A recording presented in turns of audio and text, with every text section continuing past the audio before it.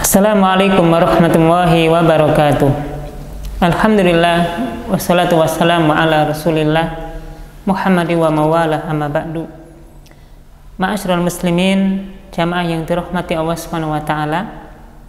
Pada kesempatan kali ini insyaallah kita akan melanjutkan pembahasan Kitabus Shalah, bab tentang salat dari kitab Shahih Fiqh Sunnah wa Adillatuhu. Dan pada kesempatan kali ini kita akan mempelajari bab tentang al-qunut fil faraid, bab tentang kunut di solat-solat fardu. Pembahasan yang pertama adalah hukum kunut di dalam solat subuh atau solat fajar.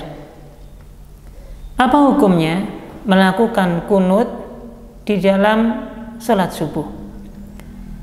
Di dalam kitab Shahih Fiqh Sunnah wa Adillatuhu disebutkan, qala al-muallifu hafidhahu ta'ala, ikhtalafa ahlul ilmi fi masyru'iyati al-qunut fil fajri. Para ulama berbeda pendapat tentang hukum melaksanakan kunut di salat fajar. Setidaknya ada 4 pendapat di kalangan para ulama tentang hukum kunut di salat subuh. Al-awwal, pendapat yang pertama, annahu sunnah muakkadah ratibah yustahabbu al-mudawama alaihi. Pendapat yang pertama adalah pendapat yang menyampaikan bahwa hukum kunut dalam salat subuh adalah sunnah muakkadah dan dianjurkan untuk senantiasa menjalankannya setiap kali menjalankan sholat subuh.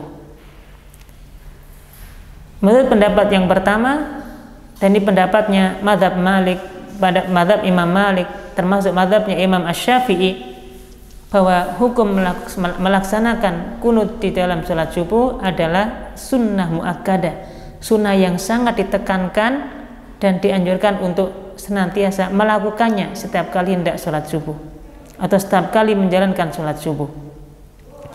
Dan di antara dalil bahwasanya kunut hukumnya sunnah muakkadah adalah hadis dari sahabat Al-Bara' bin Azib radhiyallahu anhu, anna Rasulullah sallallahu alaihi wasallam kana yaqnutu fi subhi wal maghrib. Ini adalah hadis sahih riwayat Imam Muslim, termasuk diriwayatkan oleh Imam At-Tirmidzi, Imam Abu Dawud, Imam An-Nasa'i dan yang lainnya. Dari sahabat Al-Bara' bin Azib, Nabi Shallallahu Alaihi Wasallam senantiasa melaksanakan kunut subuh dan sholat maghrib. Di sini disebutkan bahwasanya Nabi Shallallahu Alaihi Wasallam menjalankan kunut subuh dan kunut yang ada dalam sholat maghrib. Kemudian dalam hadis yang lain dari sahabat Anas bin Malik radhiyallahu anhu, annahu su'ila aqanata Nabi sallallahu alaihi wasallam fi subhi. Sahabat Anas bin Malik radhiyallahu anhu pernah ditanya, apakah Nabi sallallahu alaihi wasallam menjalankan kunut di waktu subuhnya? Qala na'am. Kata sahabat Anas bin Malik, iya, Nabi sallallahu alaihi wasallam melakukan kunut di dalam salat subuhnya. Faqila lahu, kemudian sahabat Anas bin Malik ditanya lagi, apakah Nabi Shallallahu Alaihi Wasallam menjalankan kunut sebelum ruku'? Qala ba'dar ruku'i yasiron. Sahabat Anas bin Malik menyampaikan bahwa Nabi Shallallahu Alaihi Wasallam menjalankan kunut subuhnya setelah ruku' dalam waktu yang sebentar. Maka setidaknya dalam hadis dari sahabat Anas bin Malik ini kita mendapati yang pertama bahwasanya Nabi Shallallahu Alaihi Wasallam menjalankan kunut subuh. Kemudian Nabi Shallallahu Alaihi Wasallam menjalankannya setelah ruku. Demikian pula di dalam hadis yang lain, hadis yang juga diriwayatkan dari sahabat Anas bin Malik radhiyallahu anhu, beliau berkata, mazala Rasulullah Shallallahu Alaihi Wasallam yaqnutu fil fajri hatta faraqad dunya. Nabi Shallallahu Alaihi Wasallam menjalankan kunut subuh sampai beliau meninggal dunia. Hanya saja hadis yang diriwayatkan oleh Anas bin Malik ini disampaikan oleh para ahli ilmu bahwasanya adalah hadis mungkar. Hadis yang diriwayatkan dari riwayat Imam Ahmad, riwayat Imam Ad-Daruqutni, termasuk Imam Al-Baihaqi dan yang lainnya menganggap bahwasanya adalah hadis mungkar. Nah, setidaknya di dalam beberapa riwayat hadis tadi kita mendapati bahwasanya Nabi Shallallahu Alaihi Wasallam melakukan kunut subuh, bahkan Nabi Shallallahu Alaihi Wasallam senantiasa melakukannya setiap kali melakukan sholat subuh, termasuk menjalankannya pada saat sholat maghrib. Inilah pendapat Imam Malik dan pendapat Imam Asy-Syafi'i bahwasanya hukumnya sunnah muakkadah menjalankan kunut di waktu sholat subuh. Menjalankan kunut hukumnya sunnah muakkadah di waktu sholat subuh. Kemudian pendapat yang kedua, pendapat yang disampaikan dari dalam mazhab Imam Abu Hanifah. Imam Abu Hanifah berpendapat bahwasanya annal kunut fil fajri wa ghairihi mansukhun wa bid'ah.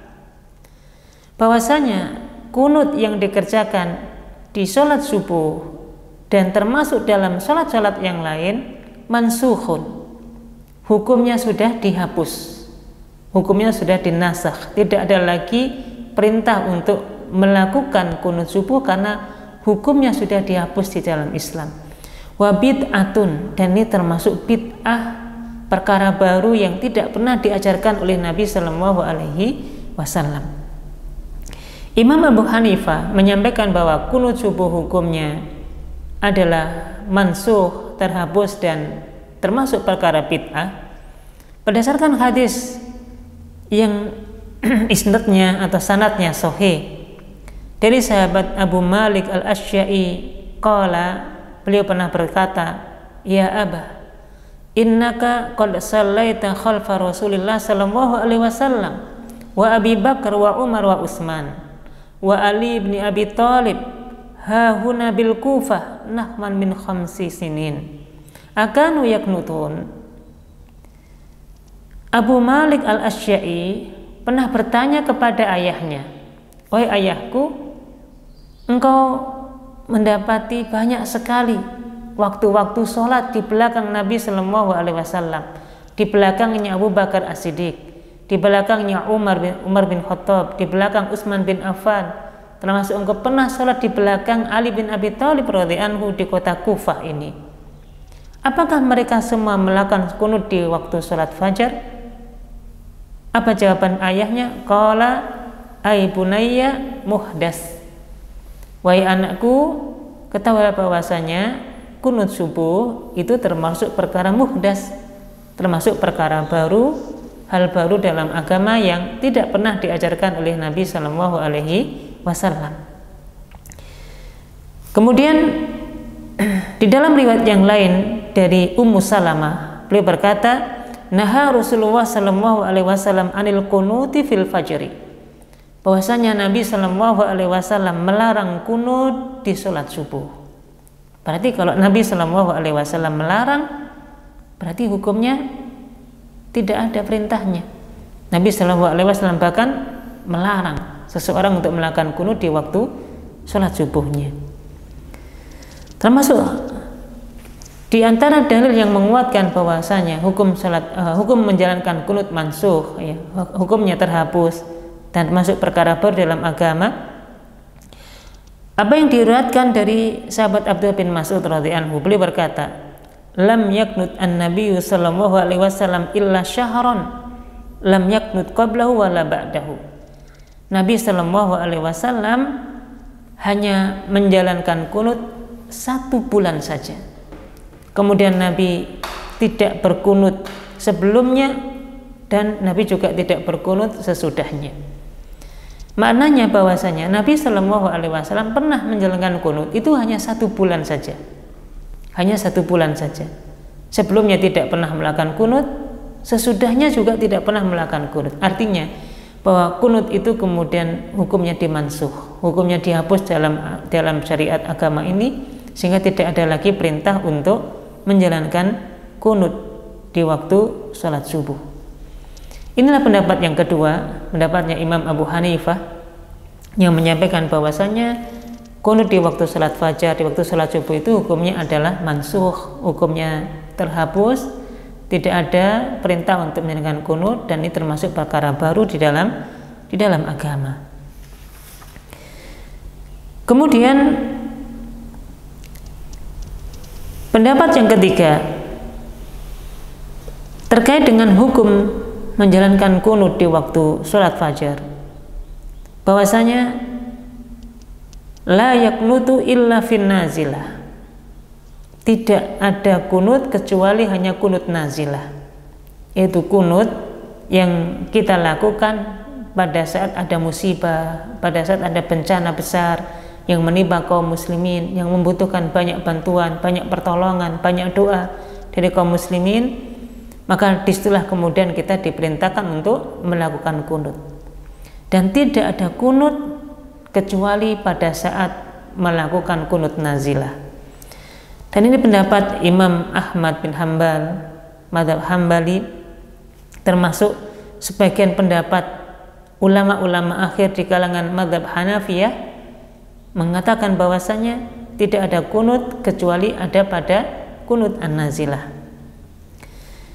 Dan di antara dalil bahwasanya tidak ada kunut kecuali hanya pada kunut nazilah adalah hadis dari sahabat Anas bin Malik radhiyallahu anhu, anna Nabiyya sallallahu alaihi wasallam la yaknutu illa idza da'a liqaumin aw da'a ala qaumin. Nabi sallallahu alaihi wasallam tidak pernah melakukan kunut kecuali mendoakan satu kaum atau mendoakan suatu kelompok yang terkena musibah, kelompok kaum muslimin yang mendapati bencana besar, yang membutuhkan pertolongan, membutuhkan bantuan. Barulah kemudian Nabi sallallahu alaihi wasallam mendoakan mereka. Dan Nabi sallallahu alaihi wasallam tidak pernah menjalankan kunut kecuali pada saat ada musibah atau pada saat ada kebutuhan yang mendesak yang dikenal dengan an-nazilah, sehingga kunutnya disebut dengan kunut an-nazilah. Kemudian yang keempat, bahwa hukum melakukan kunut di dalam salat subuh adalah yajuzu fi'luhu wa tarkuhu, boleh dijalankan sebagaimana juga boleh ditinggalkan. Artinya pendapat yang keempat ini boleh sekali-kali dilakukan, tapi tidak terus-menerus dijalankan, karena dibolehkan untuk meninggalkan kunut salat subuh.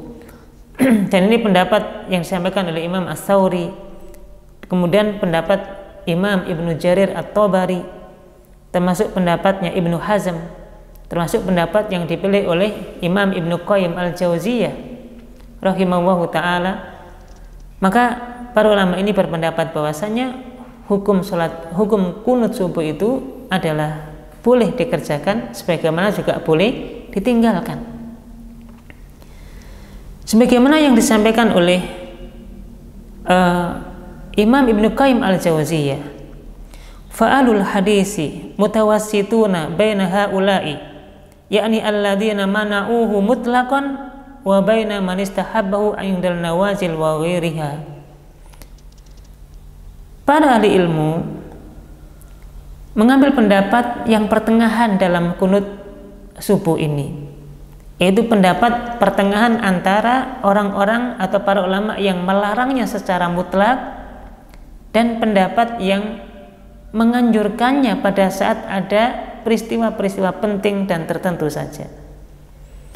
Dan disinilah kemudian kita bisa mencermati bahwasanya kalau hukumnya adalah boleh ditinggalkan dan boleh dikerjakan, maka pada waktu kita menjalani atau mendapati sholat subuh berjamaah dan kemudian imamnya melakukan kunut, maka kita ikut kunut, karena kita bermakmum dengan seorang imam yang mengerjakan kunut. Kenapa demikian? Karena innama ju'ilal imamu liyutamma bihi, sesungguhnya imam dijadikan imam untuk diikuti.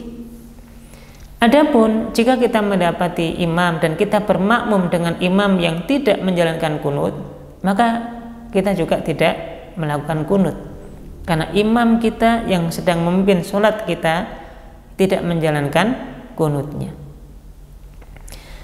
Untuk itu dikatakan juga, para ulama mengatakan bahwa wa yaqulun fi'luhu sunnah wa tarku sunnah wa ma hadza fala yunkiruna ala man dawama alaihi wala yakrahuna fi'luhu wala yakrahuna fi'lahu wala yaruna bid'ah wala fa'ilahu mukhalifan li sunnah. Para ulama mengatakan bahwasanya terkait dengan kunut subuh ini, fi'luhu sunnah, mengerjakannya juga bagian dari sunnah, sebagaimana pendapatnya Imam Asy-Syafi'i dan pendapatnya Imam Malik mengatakan bahwasanya kunut subuh hukumnya sunnah muakkadah. Wa tarkuhu sunnah, demikian pula kalau kita tidak mengerjakannya, ini juga bagian dari sunnah. Ya, maknanya tidak menjalankannya terus-menerus, tidak bermudawamah, terus-menerus menjalankannya, itu juga bagian dari sunnah. Termasuk juga tidak juga mengingkari kepada seseorang yang terus-menerus menjalankannya. Ya, tiap hari menjalankan sholat subuh kemudian menjalankan kunut, karena juga memang ada dasarnya sebagaimana dalam mazhab Imam Asy-Syafi'i tadi. Termasuk juga kita tidak memungkiri orang yang mengerjakannya sekali dan meninggalkannya sekali. Dan juga para ulama menyampaikan wala yarona bid'ah. Para ulama juga menganggap bahwasanya kunut subuh ini bukan menjadi perkara yang bid'ah, tidak sesuatu yang masuk dalam kategori perkara bid'ah. Untuk itu wallahu a'lam bishawab terkait dengan kunut di dalam salat subuh ini masalah khilafiyah, beda pendapat para ulama yang cukup panjang pembahasannya. Kalau kemudian kita simpulkan bahwasanya pada dasarnya kunut subuh bagi yang menjalankannya juga memiliki dalil dan ini dibolehkan untuk melakukannya. Demikian pula yang tidak menjalankan kunut dalam waktu sholat subuhnya juga punya dalil, dan kita juga boleh tidak sholat subuh tidak melakukan kunut subuh, ini juga hukumnya boleh-boleh saja. Hanya saja kalau kemudian kita berimam dengan atau bermakmum dengan imam yang kebetulan menjalankan kunut subuh, maka kita sebagai makmum dianjurkan untuk mengikuti kunut subuh tersebut. Tapi kalau kita bermakmum dengan imam yang tidak menjalankan kunut, maka kita juga tidak perlu menambah kunut sendiri, karena imam dalam kondisi tidak menjalankan kunut subuh. Untuk itulah di dalam kitab Shahih Fiqh Sunnah wa Adillatu ini disampaikan ar-rajih, pendapat yang kuat dari permasalahan ini, la syakka anna al-mudawamah ala kunutil fajri lam takum min hadyihi sallallahu alaihi wasallam. Tidak diragukan bahwasanya terus-menerus menjalankan kunut di dalam salat fajar itu memang bukan bagian dari perintah Nabi sallallahu alaihi wasallam, bukan bagian dari petunjuk Nabi sallallahu alaihi wasallam. Wala syakka anna nabiyya sallallahu alaihi wasallam fi'lahu atau fa'alahu. Dan kita juga tidak mengingkari, tidak meragukan bahwasanya Nabi Shallallahu Alaihi Wasallam juga pernah melakukannya. Jadi kita tidak ada keraguan lagi bahwa Nabi Shallallahu Alaihi Wasallam tidak melakukannya terus menerus. Tapi Nabi Shallallahu Alaihi Wasallam juga pernah melakukannya. Faya baqa al-amr dairan baina ayyakuna sunnah fin nawazil faqat. Untuk itu kalau kemudian perkaranya, kalau kunut nazilah, kunut yang dijalankan pada waktu ada musibah, bencana yang besar yang melanda kaum muslimin, maka ini menjadi sebuah kesepakatan bahwa kunut itu dilakukan. Untuk itu juga disampaikan au ayyuf ala taratan wa yatruku ukhra. Itulah sebabnya karena Nabi Shallallahu Alaihi Wasallam yang terus-menerus Nabi lakukan adalah pada saat kunut nazilah. Adapun kunut dalam salat-salat fardu, terutama salat subuh, terkadang Nabi Shallallahu Alaihi Wasallam melakukannya, terkadang juga tidak melakukannya. Wallahu a'lam bishawab. Ini agaknya ada khilafiyah di kalangan para ulama. Ala kulli hal, bagi yang menjalankan kunut diperbolehkan. Adapun bagi yang tidak juga tidak masalah, tetap dikatakan sah sholatnya karena masing-masing ada dalil yang menguatkan